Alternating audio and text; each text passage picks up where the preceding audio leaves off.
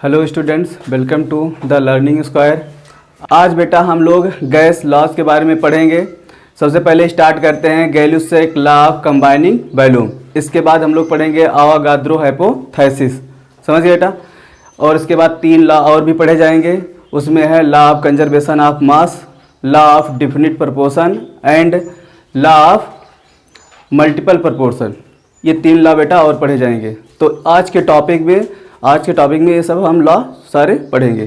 कोई डाउट? तो स्टार्ट करते हैं Gay Lussac law of combining volume.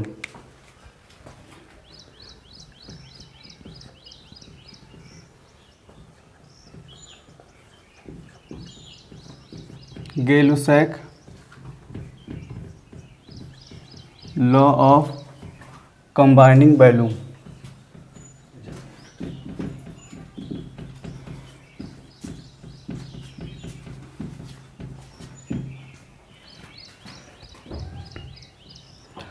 देखो बेटा, इस टॉपिक में अपने को पढ़ना है गैसेस कैसे कंबाइन होती है। बेटा गैसेस एक सिंपल रेशियो में कंबाइन होती हैं eight constant temperature and pressure. Pressure और टेम्परेचर क्या होना चाहिए? कांस्टेंट होना चाहिए। तो उस पर जो गैस जो कंबाइन होगी वो एक सिंपल रेशियो में कंबाइन होगी। इसी को बोलते हैं Gay Lussac law of combining volume. बात समझ गए ना? All gases combine in a simple ratio at constant temperature and pressure is known as Gay Lussac law of combining volume. कोई डाउट? नोट करो बेटा। Gases combine in a simple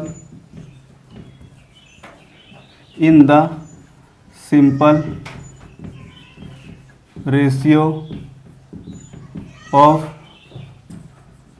there volume provided all measurement should be constant temperature and pressure.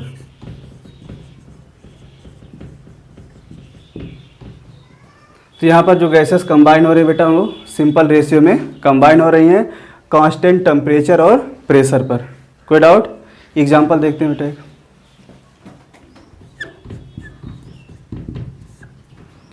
H2 plus Cl2 this gives out 2HCl। ये क्या है बेटा? Chemical reaction है। देखो ध्यान से, अगर हम मोल की बात करते हैं बेटा तो ये कितना है? 1 मोल है। ये कितना मोल है बेटा? 1 मोल है। ये कितना मोल है बेटा? 2 मोल है।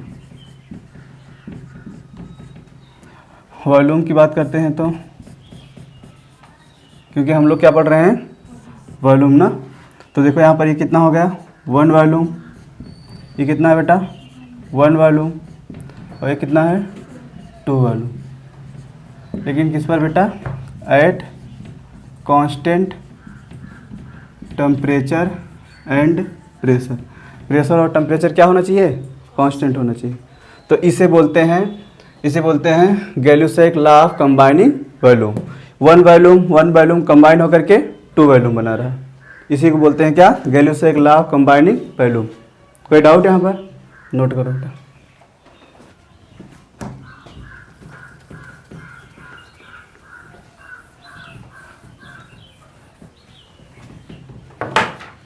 नेक्स्ट लिखो बेटा, अवोगाड्रो हाइपोथेसिस।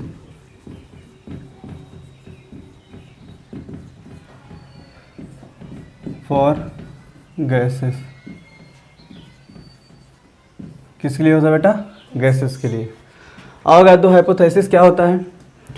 अवोगाड्रो ने बताया बेटा कि अगर इक्वल वॉल्यूम गैस है, कोई भी गैस है, अगर उसका वॉल्यूम क्या है? इक्वल है, तो उसके अंदर नंबर ऑफ मॉलिक्यूल्स भी क्या होंगे?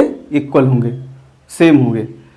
बात समझ गए ना। तो इसका डिफिनेशन क्या हो जाएगा, equal volume of all gases contain equal number of molecule eight constant temperature and pressure. बात समझ गए ना, टेम्परेचर प्रेशर चेंज नहीं होना चाहिए। तो equal volume of all gases contain equal number of molecule और मोल। बात समझ गए बेटा, मोल अगर सेम होगा तो मॉलिक्यूल भी सेम होगा।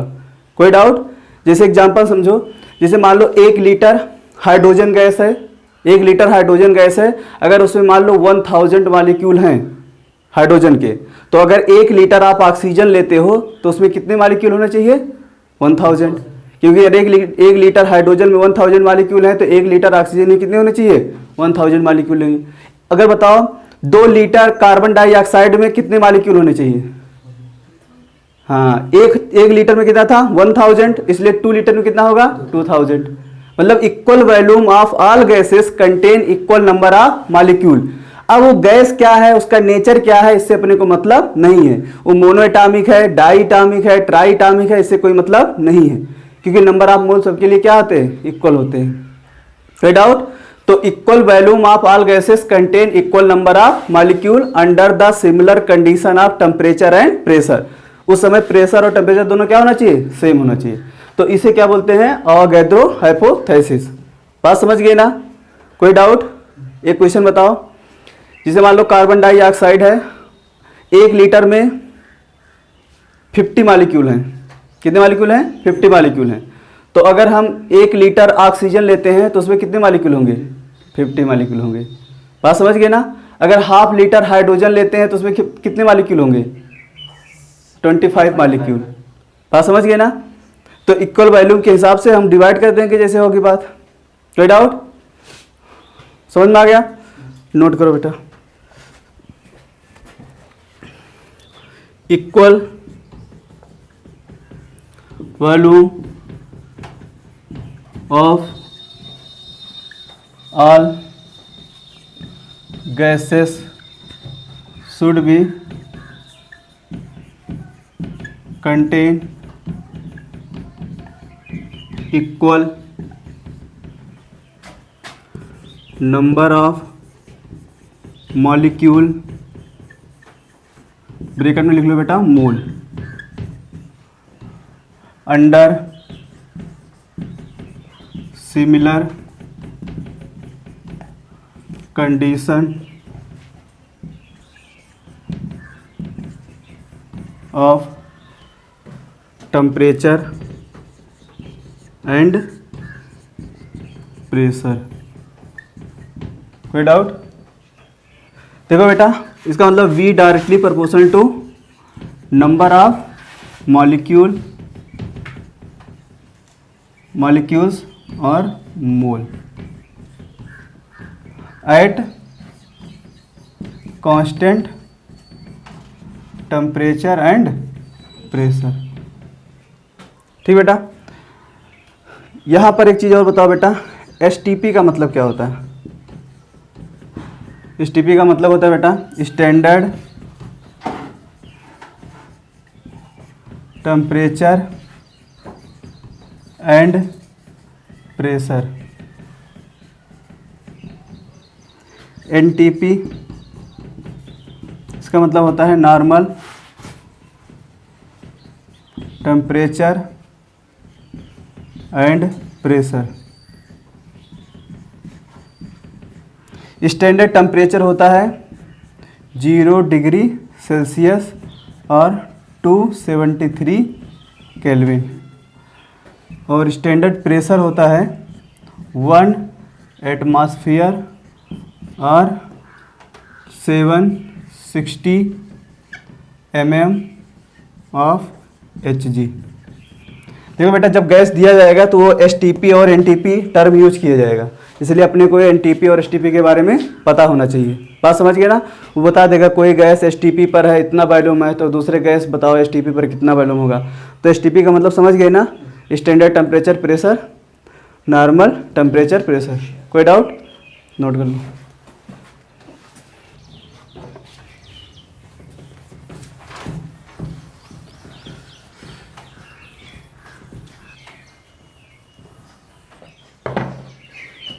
क्वेश्चन लिखिएगा बेटा, two gases contain equal number of moles at STP, then their volume will also be same। ये स्टेटमेंट बेटा ट्रू है और फॉल्स, ये आपको बताना है।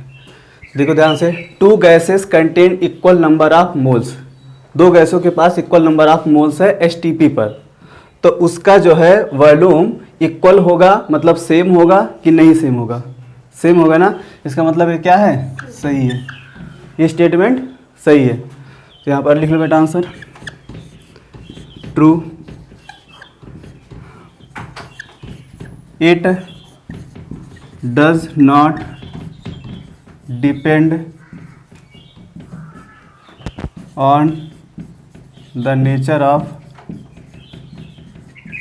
गैस, ये गैस के नेचर पे डिपेंड नहीं करता है कि गैस मोनोएटॉमिक है, डाईएटॉमिक है या ट्राईएटॉमिक है। बात समझ गए ना। अगर नंबर ऑफ मोल्स या नंबर ऑफ मॉलिक्यूल्स इक्वल हैं तो उसका वॉल्यूम भी क्या होगा, सेम होगा। कोई डाउट, नोट कर लो। देखो बेटा यहाँ पर एक पॉइंट और लिख लो।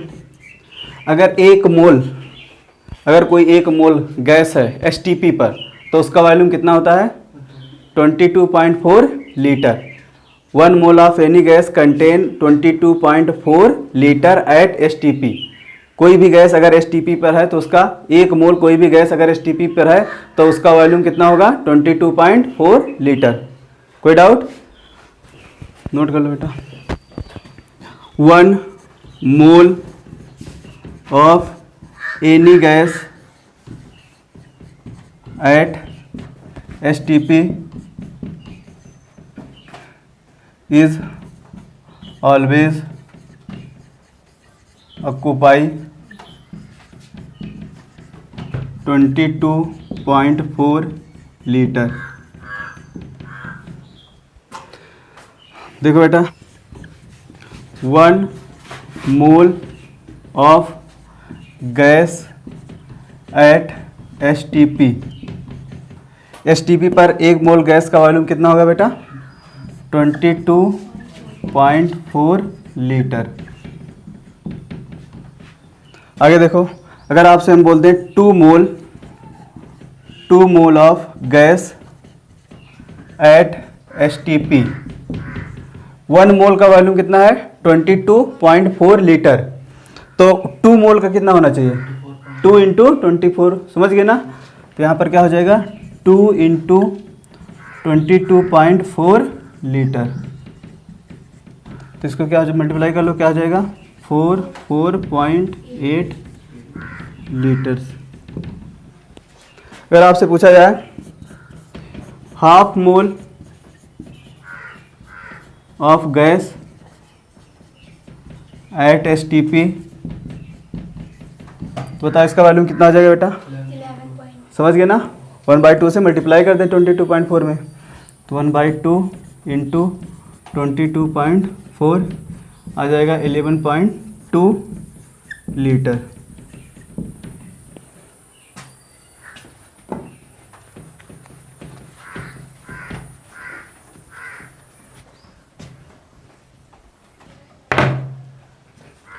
क्वेश्चन लिखो बेटा, calculate volume of the following gas at STP. First है 80 ग्राम ऑफ ऑक्सीजन। ऑक्सीजन का मास दिया बेटा 80 ग्राम। अब आपसे क्या पूछ रहा है, वॉल्यूम। तो सबसे पहले क्या निकालेंगे, मोल इक्वल टू क्या हो जाएगा, 80 बाई ऑक्सीजन का मोलर मास कितना होता है 16 इंटू 2 कितना हो जाएगा 32। सॉल्व करोगे कितना आ जाएगा ये 2 5 16 2 जा 32 और 5 80। ये आ गया मोल बेटा। अब अपने को क्या निकालना था, वॉल्यूम। तो वॉल्यूम इक्वल टू क्या हो जाएगा, मोल इंटू 22.4 लीटर। तो मोल कितना आ गया बेटा, 5/2 इंटू 22.4 कैंसिल करोगे 11.2 कितना आ जाएगा, 5 इंटू 11.2 सॉल्व करोगे 0.65 लीटर। बात समझ गए ना बेटा।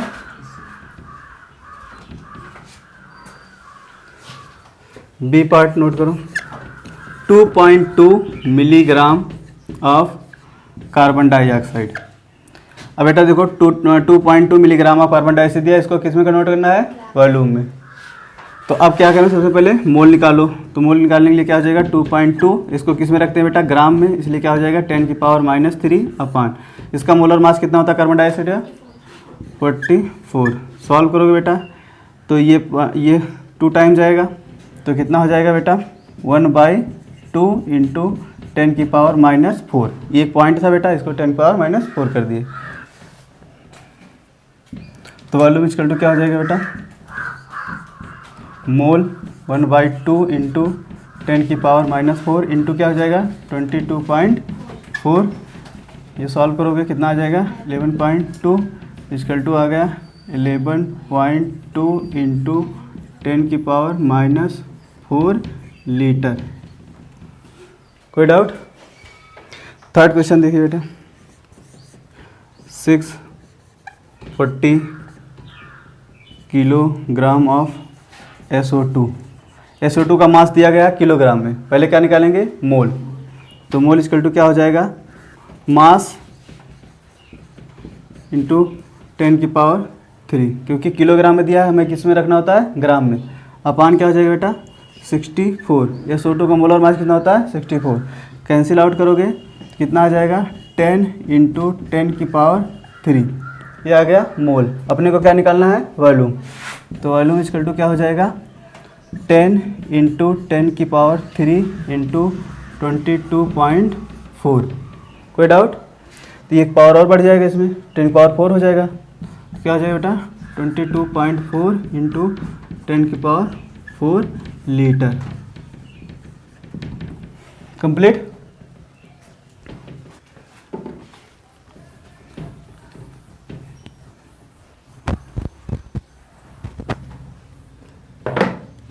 नेक्स्ट क्वेश्चन लिखो बेटा, calculate number of oxygen atoms in carbon dioxide gas which occupies 112 millilitre at STP। देखो बेटा गैस का वॉल्यूम दिया गया है 112 मिलीलीटर। अब आपसे पूछ रहा है नंबर ऑफ ऑक्सीजन एटम। क्या पूछा बेटा, number of oxygen atom. STP पर गैस का वॉल्यूम दिया है और आपसे पूछ रहा है ऑक्सीजन एटम का मतलब नंबर कितना होगा कार्बन डाइऑक्साइड में। कोई डाउट। तो सबसे पहले हम लोग क्या निकाल लेंगे, मोल। पहले मोल निकाल लेंगे, उसके बाद मालिक्यूल निकाल लेंगे। एक मालिक्यूल में ऑक्सीजन के कितने एटम है, 2 एटम। तो जितने मालिक्यूल होंगे उससे 2 से क्या करेंगे, मल्टीप्लाई कर देंगे। Total number of oxygen atom आ जाएगा। कोई डाउट। तो पहले मोल निकालो बेटा। मोल इक्वल टू कितना हो जाएगा 11.2 इंटू 10⁻⁻3। ये लीटर में हो गया बेटा, क्योंकि ये किस में दिया है, मिलीलीटर में। तो यहाँ हो जाएगा 22.4। ये भी किस में है, लीटर में है। सॉल्व करो, पॉइंट हटाओगे बेटा तो एक 0 बढ़ जाएगा ऊपर। बात समझ गए ना। और ये इसका कितना है 2 टाइम है, तो यहाँ पर हो जाएगा 10/2 इंटू 10⁻3। कोई डाउट। ये आ गया क्या, मोल। अपने को निकालना है molecule of CO2 equal to mole में किससे मल्टीप्लाई कर दें, अवोगाड्रो नंबर से, क्या आ जाता है, मॉलिक्यूल।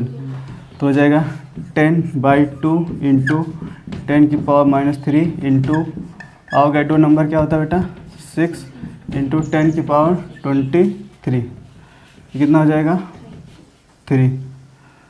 कोई डाउट? तो यहाँ पर क्या हो जाएगा बेटा 3 कैंसिल हो जाएगा, तो ये हो जाएगा 30 इंटू 10⁻20। देखो ये 3 और ये 3 कैंसिल हो जाएगा, 20 बचेगा। कोई डाउट? ये आ गया क्या, नंबर ऑफ मॉलिक्यूल। एक मॉलिक्यूल में कार्बन डाइऑक्साइड में, एक मॉलिक्यूल कार्बन डाइऑक्साइड में ऑक्सीजन कितने एटम है, 2। तो टोटल में 2 से क्या करोगे, मल्टीप्लाई कर दोगे। तो नंबर ऑफ ऑक्सीजन एटम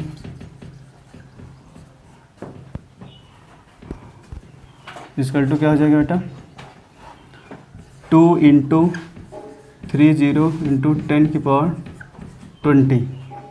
तो क्या आ जाएगा बेटा 60 इंटू 10⁻20। इसको हम लोग क्या लिख सकते हैं 6 इंटू 10⁻21। कोई डाउट? ये आ गया आंसर।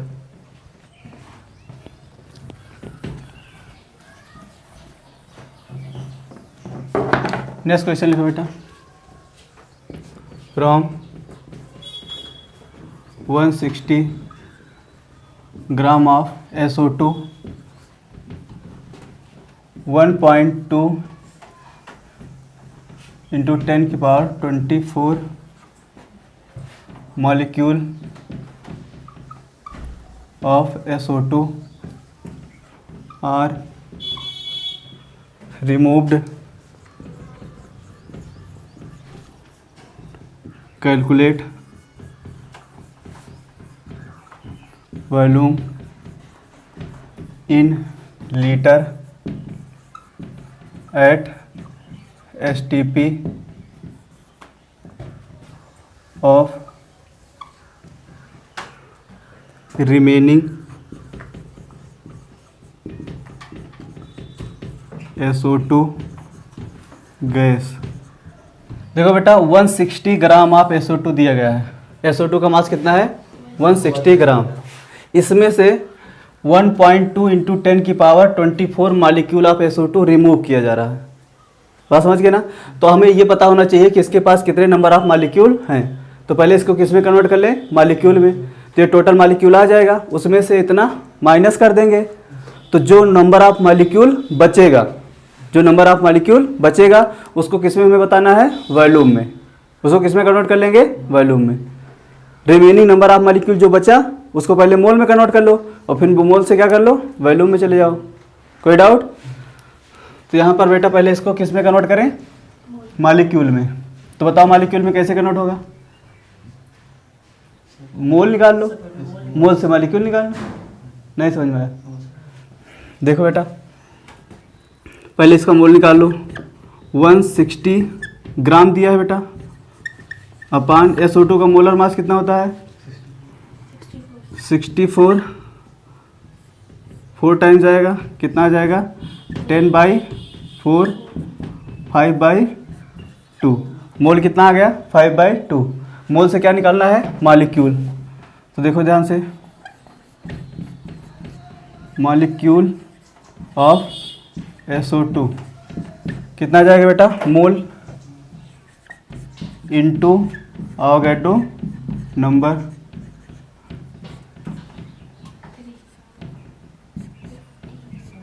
Fifteen into 10⁻23। अब इससे क्या करो, इसको माइनस कर दो। तो यहाँ हो जाए बेटा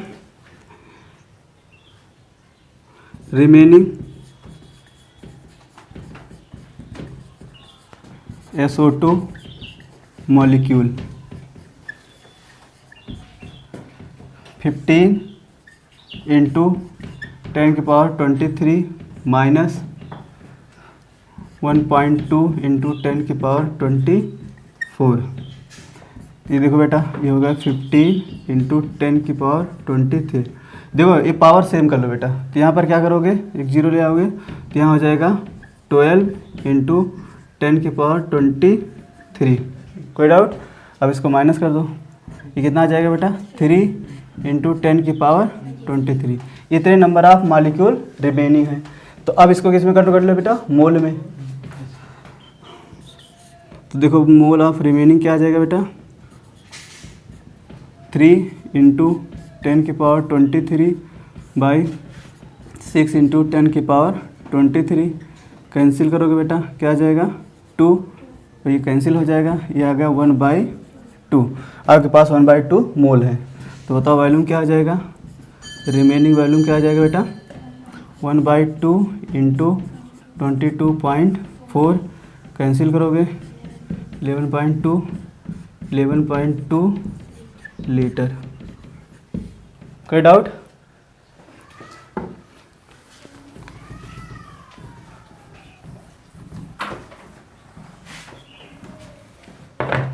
क्वेश्चन लिखो बेटा। 672 millilitre of ozonide oxygen at NTP performed to with 1 gram.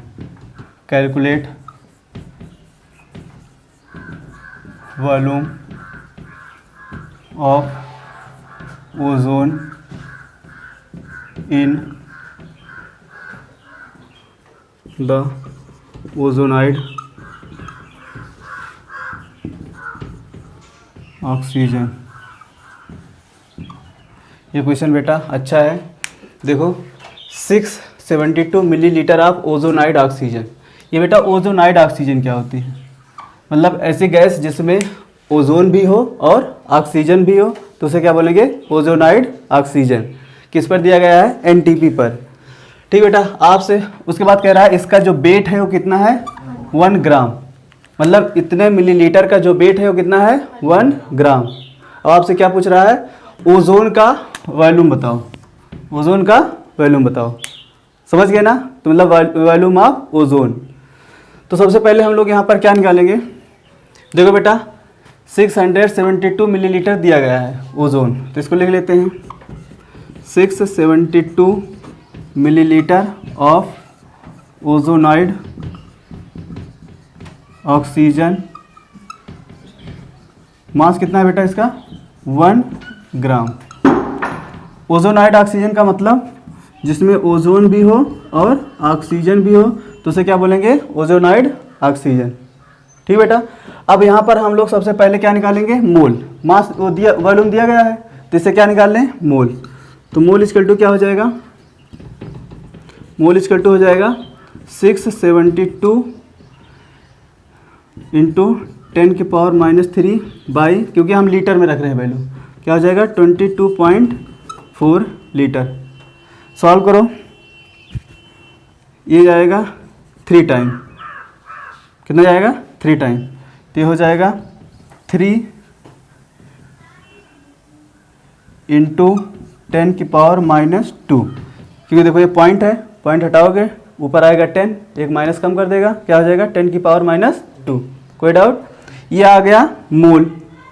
अब अपने पास मास भी आ गया, अपने पास मोल भी आ गया, तो एवरेज मोलर मास निकाल देंगे नहीं? तो यहाँ हो जाएगा average molar mass equal to total mass upon total mole. Total mass कितना है? 1 ग्राम। टोटल मोल कितना है? 3 इंटू 10⁻²। तो ये क्या हो जाएगा? 100/3। कोई डाउट? एवरेज मोलर मास आ गया। अब बताओ हम लोग percentage of ozone. Percentage of ozone अपने को निकालना है। परसेंटेज ऑफ ओजोन निकालने के फार्मूला बताए थे बेटा, शॉर्टकट मेथड। क्या था बेटा वहाँ पर? वहाँ था एवरेज मोलर मास माइनस ऑक्सीजन का मास अपॉन ऑक्सीजन का मास माइनस ओजोन का मास इंटू 100। और यहाँ पर मॉड लगा देते हैं क्योंकि वैल्यू अपने को क्या चाहिए, पॉजिटिव। तो देखो ध्यान से, एवरेज मोलर मास कितना है 100/3, कितना है बेटा 100/3 माइनस इसका बताओ मोलर मास कितना है O2 का 32/32 माइनस ओजोन कितना हो जाएगा 48 × 100, दोनों को मॉड लगा दो बेटा, माइनस करोगे देखो इससे मल्टीप्लाई करो 96 माइनस 100 करोगे कितना आ जाएगा 4/3/48 और 32 माइनस करो कितना आ जाएगा 16 × 100, 4 और 4 जा 16 और 25 आ जाएगा, और यहाँ पर क्या हो जाएगा 25/3। परसेंटेज ऑफ ओजोन कितना आ गया 25/3। कोई डाउट यहाँ पर, हमने केवल फार्मूले में बस वैल्यू पुट कर दी, समझ आ गया, नोट कर लो।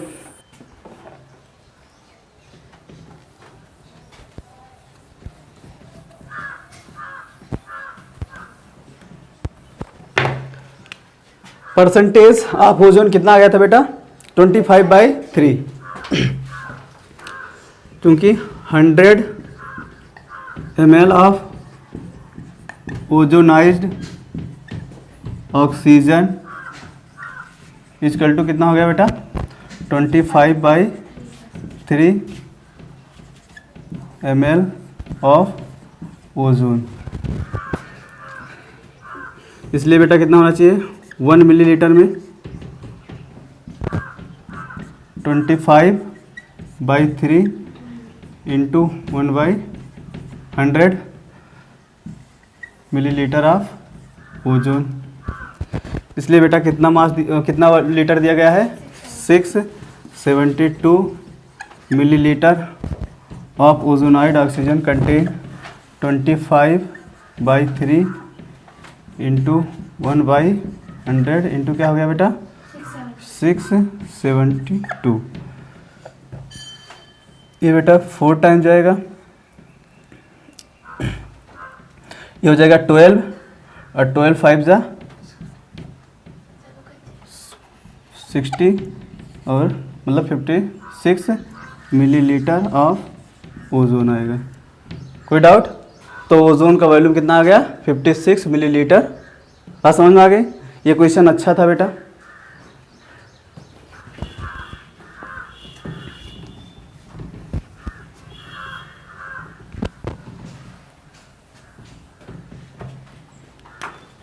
हेड लिखो बेटा, laws of chemical combination.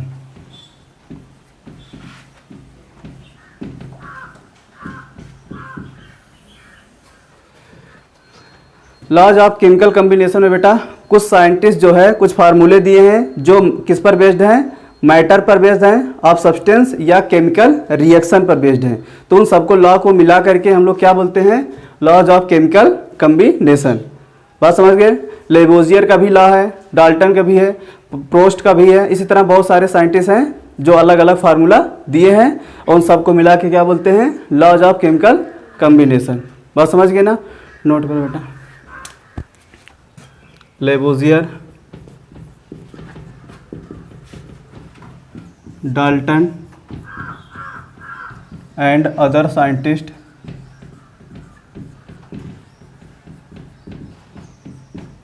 formulate certain laws concerning the composition of matter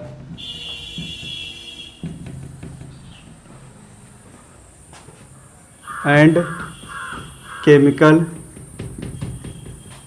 reaction are called laws of chemical combination।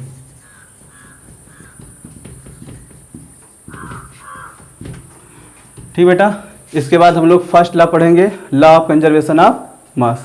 Note करो जल्दी से।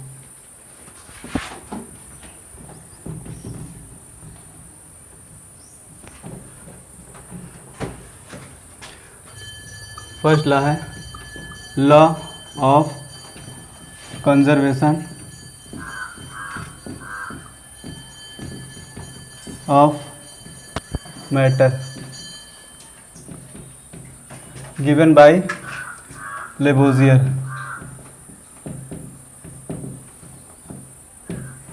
देखो बेटा, लेबोजियर ने जो law of conservation of mass दिया है, तो इनके अकॉर्डिंग क्या है बेटा, जब भी कोई केमिकल रिएक्शन हो रही होती है उस समय ना तो मास क्रिएट होता है ना तो मास डिस्ट्रॉय होता है। मतलब टोटल मास हमेशा क्या होता है, कंजर्व होता है। समझ गए, जब भी कोई केमिकल रिएक्शन हो रही होती है उस समय ना तो मास क्रिएट होता है ना तो मास डिस्ट्रॉय होता है। इसे बोलते हैं लॉ ऑफ कंजर्वेशन ऑफ मास। मतलब रिएक्शन के पहले जितना मास था रिएक्शन के बाद भी सेम मास रहेगा। मतलब ना तो मास में डिक्रीमेंट होगा ना तो इंक्रीमेंट होगा। तो इस लॉ को क्या बोलेंगे, लॉ ऑफ कंजर्वेशन ऑफ मास। बात समझ गए ना। मतलब mass neither be created nor be destroy during the chemical reaction. जब केमिकल रिएक्शन हो रही होती है तो उस समय ना तो मास क्रिएट होता है और ना तो मास डिस्ट्रॉय होता है। मतलब total mass during the reaction always conserve. कोई डाउट? तो यही डिफिनेशन बोली जाती है, matter neither be created nor be destroy in any chemical reaction, that is total mass of the substance during the reaction conserve, always conserve. कोई doubt? Note कर लो बेटा। Matter neither be created nor destroyed in any chemical reaction, that is total mass in any chemical reaction is always conserved।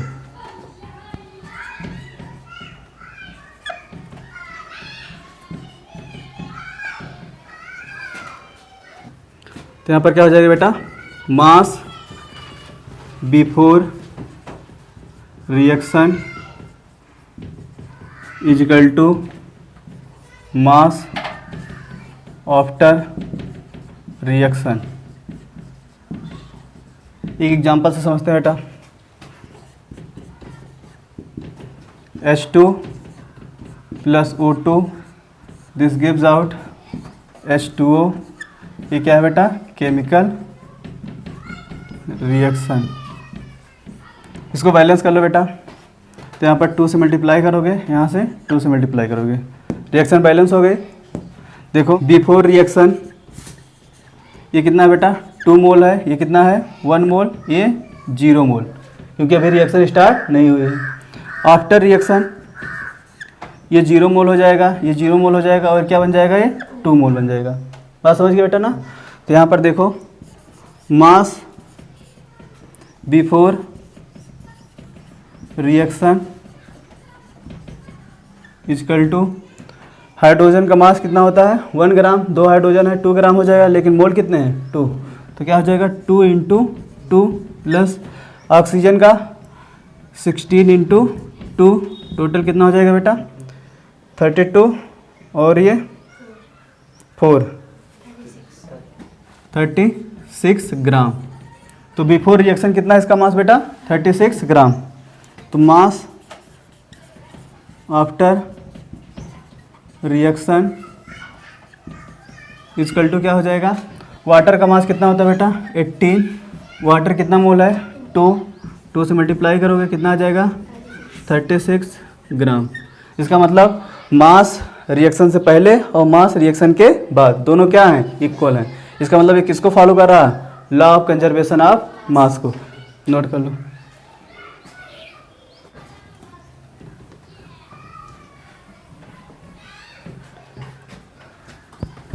Second law बेटा, law of constant और definite proportion given bye Proust.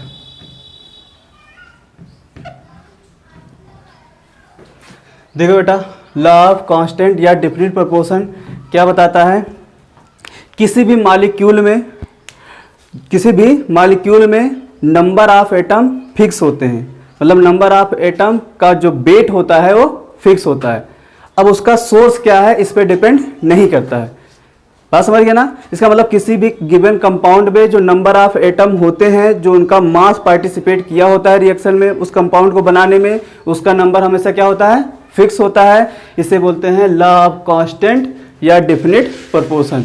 जैसे हम बात करते हैं water की, तो water में देखो 2 हाइड्रोजन एटम है और एक ऑक्सीजन एटम है। एटम के रेशियो में बात करें तो 2:1 का रेशियो है, लेकिन ऑक्सीजन और हाइड्रोजन के मास की बात करें, मतलब एटम के मास के रिस्पेक्ट में बात करें, वेट के रिस्पेक्ट में बात करें, तो हाइड्रोजन का मास कितना हो जाएगा 2 ग्राम, ऑक्सीजन का हो जाएगा 16 ग्राम। तो 2:16 रेशियो निकालोगे क्या आएगा 1:8 का। मतलब वाटर में हाइड्रोजन और ऑक्सीजन का जो बाई वेट रेशियो है वो 1:8 का रेशियो है।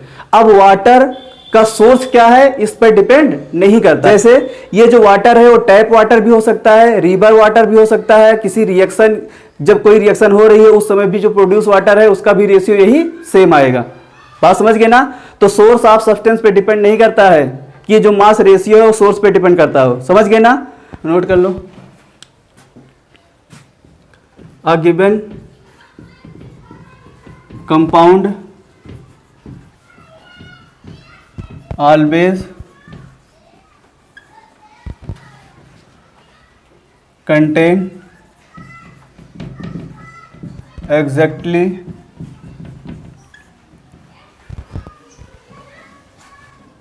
the same proportion of element by weight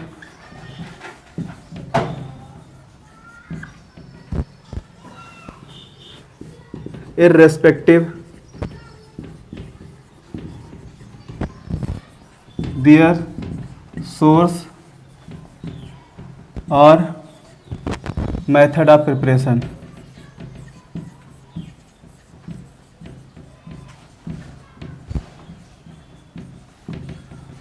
तो उसके सोर्स और मेथड ऑफ प्रिपरेशन पे डिपेंड नहीं करता है। बात समझ गए ना? नोट कर लो। Example, in water hydrogen and oxygen combine in molar ratio, combine in 2:1 molar ratio and their molar ratio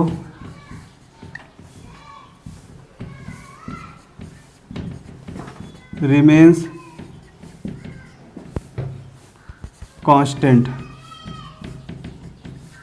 ये जो मोलर रेशियो है बेटा ये हमेशा क्या होगा, कांस्टेंट होगा। बात समझ गए ना? Rather it is tap water और सी वाटर और it is produce by any chemical reaction. कोई डाउट इसमें? मतलब इसका मोलर रेशियो क्या होगा, वो सब सेम होगा, चाहे वो टैप वाटर हो, चाहे वो सी वाटर हो, या किसी केमिकल रिएक्शन में जो वाटर प्रोड्यूस हो रहा है। बात समझ गए ना? नोट कर लो बेटा।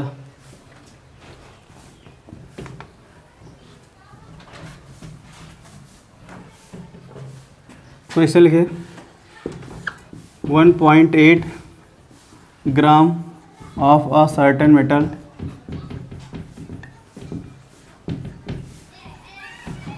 Burn with oxygen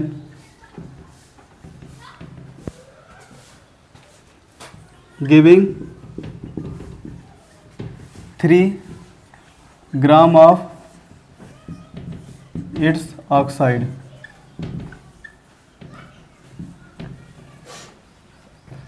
one 1.5 gram of same metal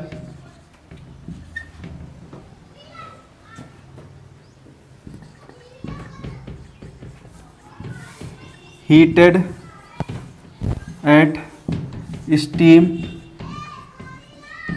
giving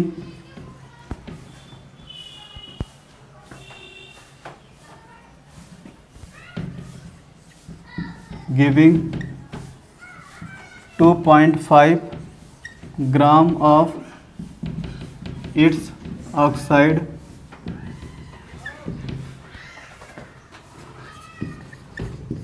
shows that this result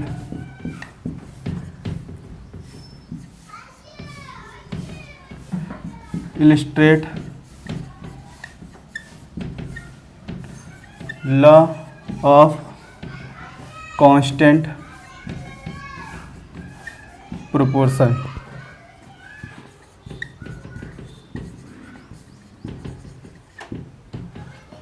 देखो बेटा, ये क्वेश्चन दिया गया है, एक मेटल है जिसका मास कितना है 1.8 ग्राम और इसको ऑक्सीजन के साथ बर्न किया जा रहा है, तो ये बना रहा है मेटल ऑक्साइड।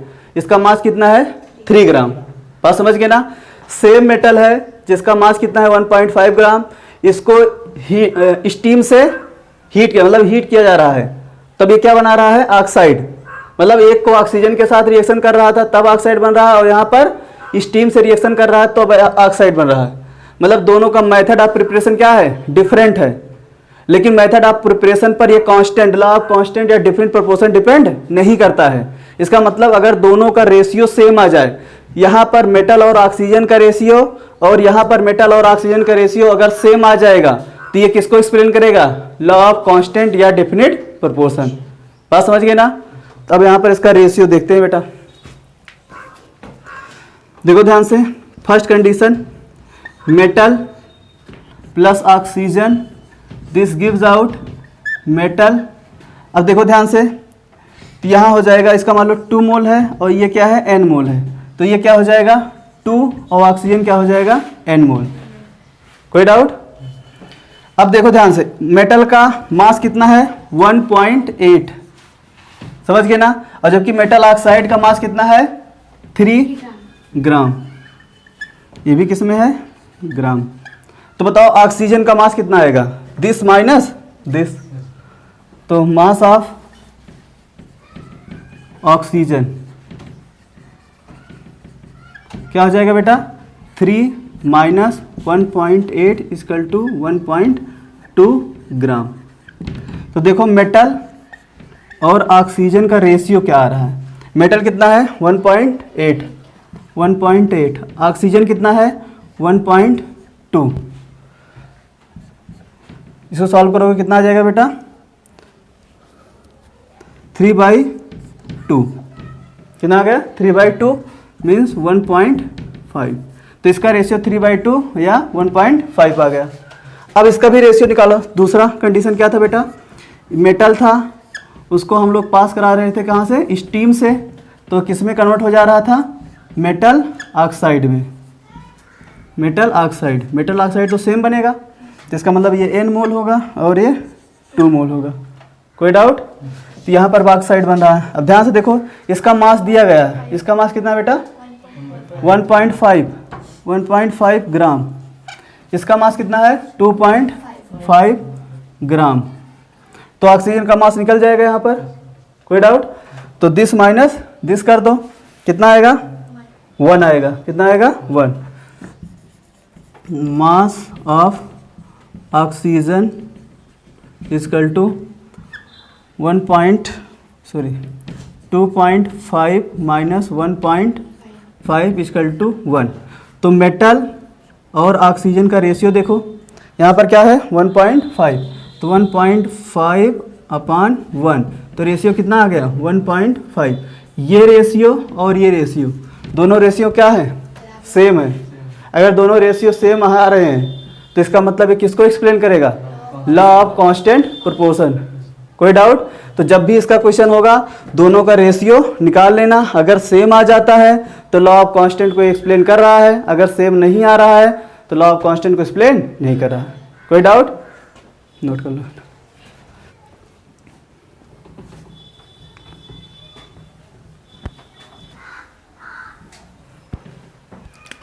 थर्ड लॉ,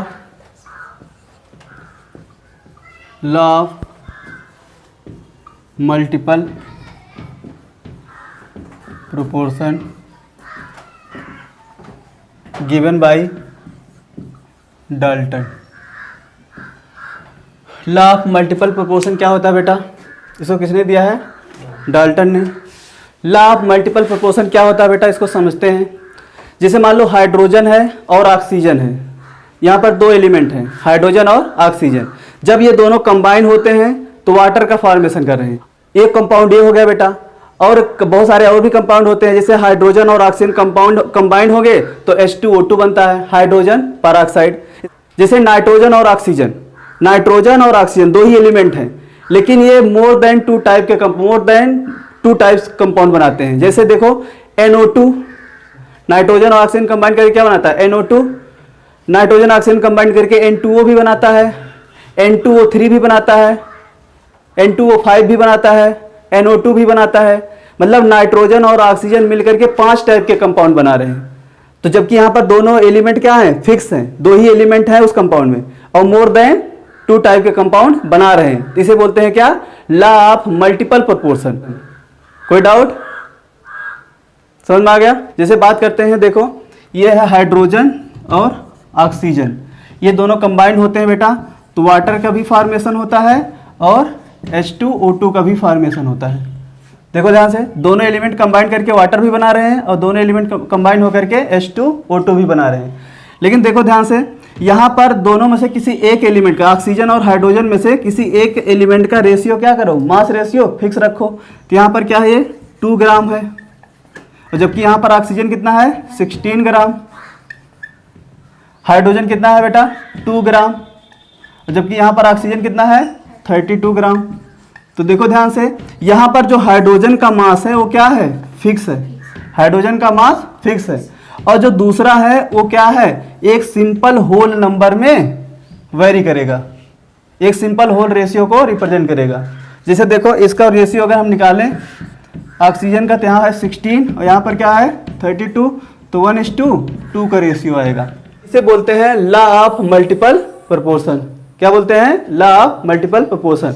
मतलब जब भी दो एलिमेंट मिलकर के मोर देन 1 टाइप के कंपाउंड का फॉर्मेशन करेंगे तो उसमें एक एलिमेंट का जो मास है उसको फिक्स रखेंगे, तो दूसरे एलिमेंट का जो मास वेरी करेगा वो एक सिंपल होल रेशियो में वेरी करेगा। कोई डाउट?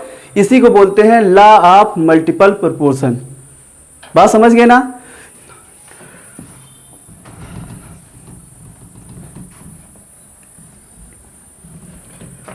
नोट करो बेटा, if 2 element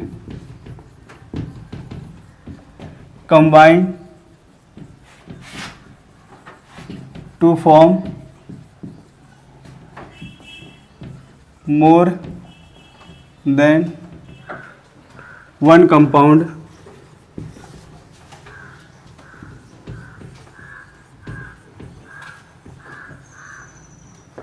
the masses of one element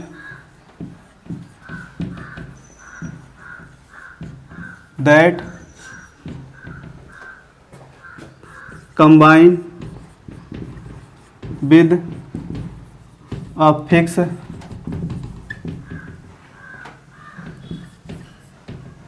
mass of the other element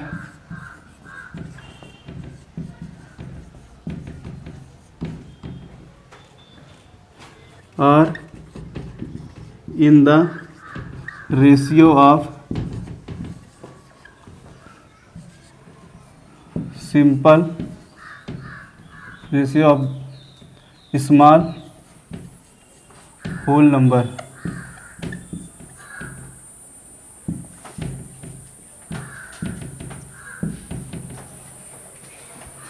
example, hydrogen and oxygen. देखो बेटा, ये वाटर का भी फॉर्मेशन करता है और H2O2 का भी फॉर्मेशन करता है। ये वाटर है, ये हाइड्रोजन परऑक्साइड है। अगर हम यहाँ पर वेट का रेशियो देखें, वेट का रेशियो अगर हम यहाँ पर देखते हैं तो हाइड्रोजन कितना है बेटा, 2 ग्राम है। हाइड्रोजन 2 ग्राम है। ऑक्सीजन यहाँ पर कितना है, 16 ग्राम है। यहाँ पर हाइड्रोजन बेटा कितना है, 2 ग्राम। यहाँ पर ये 32 ग्राम है बेटा। देखो ध्यान से, यहाँ पर हाइड्रोजन का जो मास है बेटा वो हम क्या कर दिए हैं, फिक्स रख दिए हैं। दोनों में मास क्या है बेटा, फिक्स है। तो यहाँ पर जो ऑक्सीजन है वो एक सिंपल होल नंबर रेशियो को रिप्रेजेंट करेगा। जैसे देखो यहाँ पर रेशियो क्या है, 16:32। ये किसका रेशियो है, ऑक्सीजन का, क्योंकि हाइड्रोजन का तो मास हम यहाँ पर क्या रख दिए, फिक्स रख दिए। तो इसका रेशियो देखो 1:2 का। तो इसका मतलब ऑक्सीजन का जो रेशियो, होल नंबर रेशियो आ रहा हो, कितना आ रहा है, 1:2। जिसे बोलते हैं लॉ ऑफ मल्टीपल प्रोपोर्शन। एक और एग्जांपल देखते हैं बेटा, नाइट्रोजन एंड ऑक्सीजन। नाइट्रोजन और ऑक्सीजन के 5 ऑक्साइड होते हैं बेटा। देखो, एक होता है N2O, एक होता है बेटा NO, एक होता है N2O3, एक होता है N2O4 और एक क्या होता है बेटा, N2O5। इसके 5 कंपाउंड है बेटा। नाइट्रोजन और ऑक्सीजन मिलकर के 5 कंपाउंड का फॉर्मेशन हो रहा है। अब यहाँ पर हम नाइट्रोजन का मास क्या करेंगे, फिक्स कर देंगे। तो यहाँ पर देखो नाइट्रोजन कितना है, इसका वेट देखो, ये है 28 ग्राम। ये कितना है, 28 ग्राम। और जबकि ऑक्सीजन कितना है, 16 ग्राम। यहाँ पर नाइट्रोजन 14 ग्राम है, इसलिए 2 से इसको मल्टीप्लाई कर दो। अब बताओ ये कितना हो गया, 28 ग्राम। और ऑक्सीजन यहाँ पर कितना हो गया, 16 नहीं बेटा, 2 से भी तो मल्टीप्लाई हो जाएगा, कितना, 32 ग्राम। यहाँ पर नाइट्रोजन कितना है, 28 ग्राम। ये कितना है, 48 ग्राम। नाइट्रोजन 28 ग्राम, ऑक्सीजन 64 ग्राम। यहाँ पर नाइट्रोजन 28 ग्राम, ऑक्सीजन 80 ग्राम। देखो ध्यान से, नाइट्रोजन का जो मास है उसको हमने क्या कर दिया, फिक्स कर दिया। एक एलिमेंट का मास हमने क्या कर दिया, फिक्स कर दिया। तो दूसरे एलिमेंट का जो मास है वो एक सिंपल होल रेशियो में वेरी करेगा, एक सिंपल होल रेशियो में वेरी करेगा। देखो यहाँ पर ऑक्सीजन का मास कितना है, 16, उसके बाद क्या है बेटा, 32, उसके बाद क्या है, 48, 64, 80। कोई डाउट? तो यहाँ पर इसका रेशियो निकालो, क्या आएगा, 1:2, 2:3, 4:8, 5। कितना आएगा बेटा, 5। तो ये बताओ, ये सिंपल होल रेशियो को रिप्रेजेंट कर रहा है कि नहीं ऑक्सीजन एलिमेंट। एक एलिमेंट को फिक्स कर देंगे और जो दूसरा इसमें एलिमेंट होगा वो एक सिंपल होल रेशियो को रिप्रेजेंट करेगा। तो इसे बोलेंगे लॉ ऑफ मल्टीपल प्रोपोर्शन। कोई डाउट? नोट करो बेटा।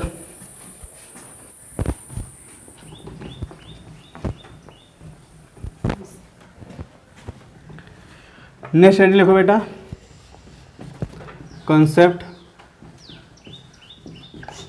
Related to density.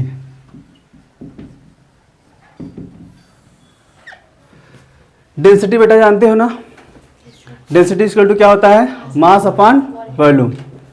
इसे क्या बोलते हैं, डेंसिटी। इसका मतलब mass per unit volume is known as density. कोई डाउट? तो डेंसिटी बेटा अपने को यहाँ पढ़ना है, और डेंसिटी 2 टाइप की होती है। एक होती है एब्सोल्यूट डेंसिटी और एक होती है रिलेटिव डेंसिटी। तो मेन यहाँ पर ये पढ़ना है डेंसिटी में, कौन सी, एब्सोल्यूट डेंसिटी और रिलेटिव डेंसिटी। आप समझ गए ना? तो डेंसिटी डिफिनेशन लिख लो बेटा, mass occupied by the substance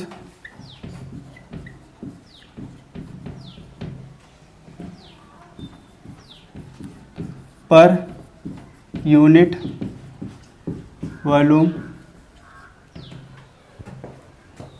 is known as density. Density equal to क्या होता है बेटा, मास अपॉन वॉल्यूम। यहाँ पर ब्रैकेट में लिख लो बेटा, 1 मीटर क्यूब इक्वल टू कितना होता है, 1000 millilitre. 1 centimetre cube equal to क्या होता है बेटा, 1 मिलीलीटर। ये कन्वर्जन में यूज हो गया बेटा, कोई डाउट। अगर हम बात करते हैं यूनिट की बेटा, यूनिट तो एक होता है MKS यूनिट, MKS सिस्टम पता है ना। MKS सिस्टम में इसका यूनिट क्या होता है बेटा, किलोग्राम पर मीटर क्यूब, किलोग्राम पर मीटर क्यूब। इसमें इसकी यूनिट क्या होगी बेटा, ग्राम पर सेंटीमीटर क्यूब और ग्राम पर मिलीलीटर। ये होता है इसका CGS यूनिट, कोई डाउट। डेंसिटी बेटा 2 टाइप की होती है,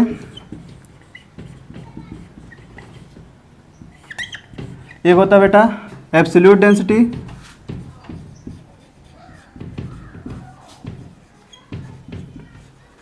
और एक क्या होता है बेटा, रिलेटिव डेंसिटी।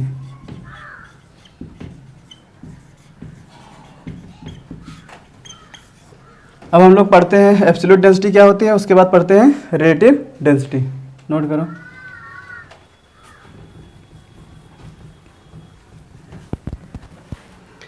फर्स्ट लिखो बेटा इसमें एब्सोल्यूट डेंसिटी। देखो बेटा, जो एब्सोल्यूट डेंसिटी होती है वो सॉलिड लिक्विड गैस सबके लिए क्या होती है, सेम होती है, मास अपॉन वॉल्यूम ही होती है। बात समझ गए ना, ये सिंपल होता है सबसे। तो एब्सोल्यूट डेंसिटी क्या होती है, सॉलिड लिक्विड गैस के लिए सबके लिए क्या होती है, सेम होती है, कोई doubt. It is same for solid liquids and gases. Absolute density equal to क्या हो जाएगा बेटा, मास बाय वॉल्यूम। ये होता है एब्सोल्यूट डेंसिटी। इसका यूनिट क्या होता है बेटा, किलोग्राम पर मीटर क्यूब और ग्राम पर मिलीलीटर।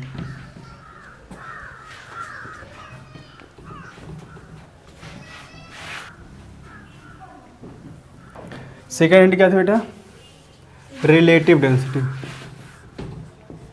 रिलेटिव डेंसिटी,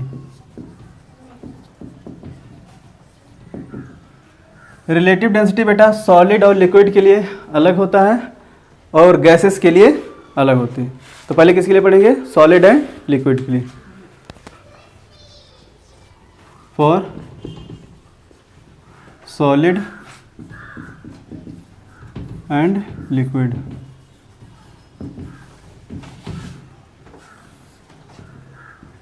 देखो बेटा जो सॉलिड और लिक्विड है इसकी जो रिलेटिव डेंसिटी है वो किसके रिस्पेक्ट में है, वाटर के रिस्पेक्ट में। किसके रिस्पेक्ट में बेटा, वाटर के रिस्पेक्ट में। और या तो कोई ना कोई सब्सटेंस वहाँ पर दिया हो कि किसके रिस्पेक्ट में आप यहाँ पर रिलेटिव डेंसिटी सॉलिड और लिक्विड की बता रहे हो। जब तक कुछ नहीं दिया रहेगा हम लोग क्या मान के चलेंगे, वाटर है। तो सॉलिड हो या लिक्विड हो उसकी अगर रिलेटिव डेंसिटी हमें बताना है तो किसके रिस्पेक्ट बताएंगे, वाटर के रिस्पेक्ट बताएंगे। बात समझ गए ना, नोट करो। For solid and liquid relative density is taken relative to water।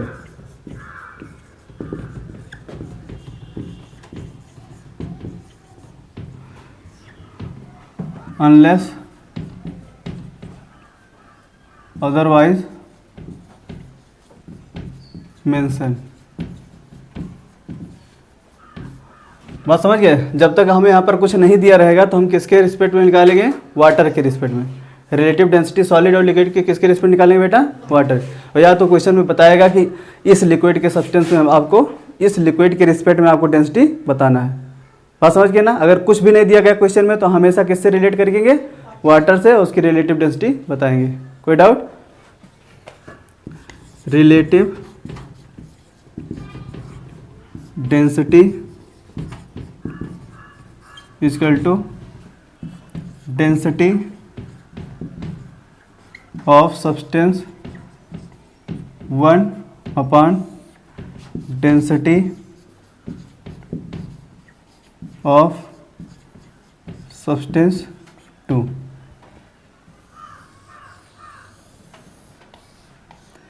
ये जो बेटा रिलेटिव डेंसिटी है, अगर हम यहाँ पर जो सब्सटेंस दूसरा वाला है वो क्या लें? वाटर ले, तो उसे बोलेंगे क्या? Specific gravity.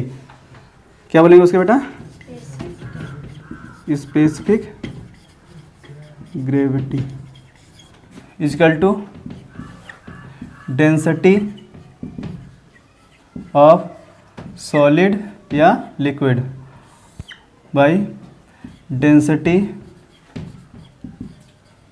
Of water at 4 degree Celsius.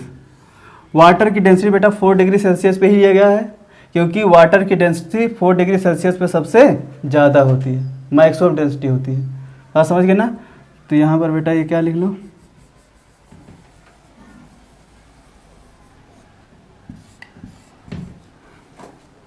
One gram पर मिलीलीटर, ये मैक्सिमम डेंसिटी होती है बेटा वाटर की। 4 डिग्री सेल्सियस पर वाटर मैक्सिमम डेंसिटी शो करता है। और स्पेसिफिक ग्रेविटी की बेटे कोई यूनिट नहीं होती है, यूनिट लेस है बेटा, नो यूनिट। क्यों? डेंसिटी के ऊपर भी यूनिट रखोगे, डेंसिटी के नीचे भी यूनिट रखोगे, दोनों क्या हो जाएगी? कैंसिल आउट हो जाएगी। तो स्पेसिफिक ग्रेविटी की कोई यूनिट नहीं होती। कोई डाउट? नोट कर लो।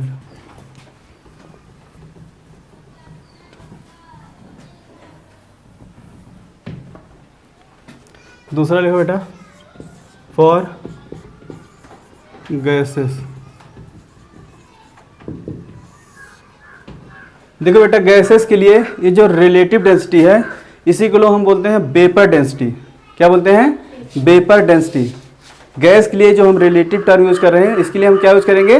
Vapour density. ये जो रिलेटिव डेंसिटी होती है इसे हम लोग क्या बोलते हैं? Vapour density. बात समझ गए ना? अच्छा, यहाँ पर जो वेपर डेंसिटी है ये यहाँ पर किसके रिस्पेक्ट में निकाली जाएगी? हाइड्रोजन के रिस्पेक्ट में। किसके रिस्पेक्ट में? हाइड्रोजन के रिस्पेक्ट में। या तो आपको कोई ना कोई सब्सटेंस दे, अगर वो कुछ भी नहीं दे रहा है तो हम लोग के गैस की जो डेंसिटी है वो किसके रिस्पेक्ट में बताएंगे? हाइड्रोजन के रिस्पेक्ट में बताएंगे। बात समझिए ना? जब भी बोलेगा कि गैस की हमें वेपर डेंसिटी बताओ तो हम किसके रिस्पेक्ट में बताएंगे? हाइड्रोजन के रिस्पेक्ट में। या तो वो बोले कि आपको इस गैस के रिस्पेक्ट में वेपर डेंसिटी आपको बताना है, जो गैस देगा उसके रिस्पेक्ट में निकाल देंगे। और जब तक कुछ भी नहीं मेंशन करता है तब तक हम लोग किसके रिस्पेक्ट निकालेंगे? हाइड्रोजन के रिस्पेक्ट में। बात समझ गए ना? नोट करो, relative density of gas is known as vapour density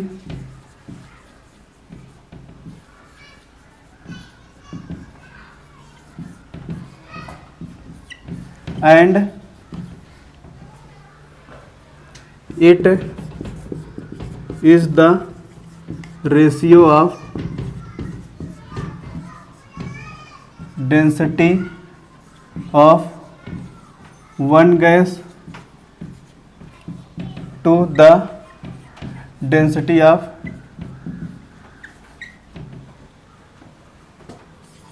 other gas। Vapour density equal to हो जाएगा density of gas first at any temperature and pressure upon density of gas two at same temperature and pressure. जो temperature pressure बेटा इसके लिए रहेगा वही temperature pressure इस gas के लिए रहेगा। और देखो बेटा जब तक यहाँ पर कुछ मेंशन ना किया जाए तब तक ये सेकेंड वाली गैस हम लोग कौन सी लेंगे, हाइड्रोजन। बात समझ गए ना, अनलेस अदरवाइज मेंशन। जब तक कुछ मेंशन नहीं किया गया है हम सेकेंड वाली गैस क्या लेंगे, हाइड्रोजन। तो इसके अकॉर्डिंग अगर हम बात करें तो वेपर डेंसिटी इक्वल टू क्या हो जाएगा, मोलर मास बाई 2। क्या हो जाएगा, मोलर मास बाई 2। ये किसके लिए है बेटा, सिंगल गैस के लिए। वेपर डेंसिटी इक्वल टू होता है एवरेज मॉलिक्यूलर मास बाई 2। ये किसके लिए है बेटा, mixture of gas, mixture of gas. जब मिक्सचर ऑफ गैस दिया गया हो उसकी डेंसिटी निकालना हो तो एवरेज मॉलिक्यूलर मास बाई 2, और सिंगल गैस दिया गया हो तो मॉलिक्यूलर मास बाई 2। नोट कर लो बेटा।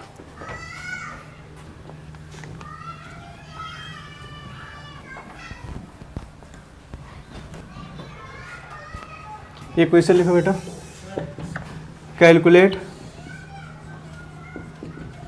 Vapour density of SO2 gas. देखो बेटा SO2 गैस की वेपर डेंसिटी पूछी गई है और यहाँ पर अदर गैस कोई नहीं दिया गया है। तो बताओ बेटा SO2 का मोलर मास क्या होगा बेटा, 64। तो वेपर डेंसिटी इक्वल टू क्या हो जाएगा, मोलर मास बाई 2, 64 बाई 2 कितना आ जाएगा बेटा, 32। कोई डाउट? नेक्स्ट क्वेश्चन लिखो, calculate vapour density of SO2 with respect to methane. Methane के रिस्पेक्ट में SO2 का वेपर डेंसिटी बताना है। किसके रिस्पेक्ट में, मीथेन के रिस्पेक्ट में। तो देखो बेटा वेपर डेंसिटी इक्वल टू क्या हो जाएगा, इसका मोलर मास कितना है, 64 बाई, अब यहाँ पर 2 नहीं रखेंगे, किसके रिस्पेक्ट बोला निकालने के लिए, मीथेन के रिस्पेक्ट में। तो यहाँ पर किसका मास रखेंगे, मीथेन का। कितना हो जाएगा, 16। कितना आ जाएगा, 4 time.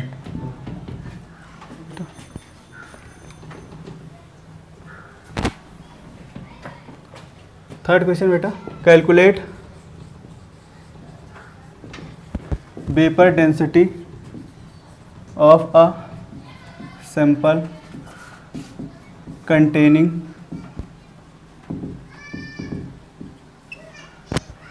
5 mole of oxygen and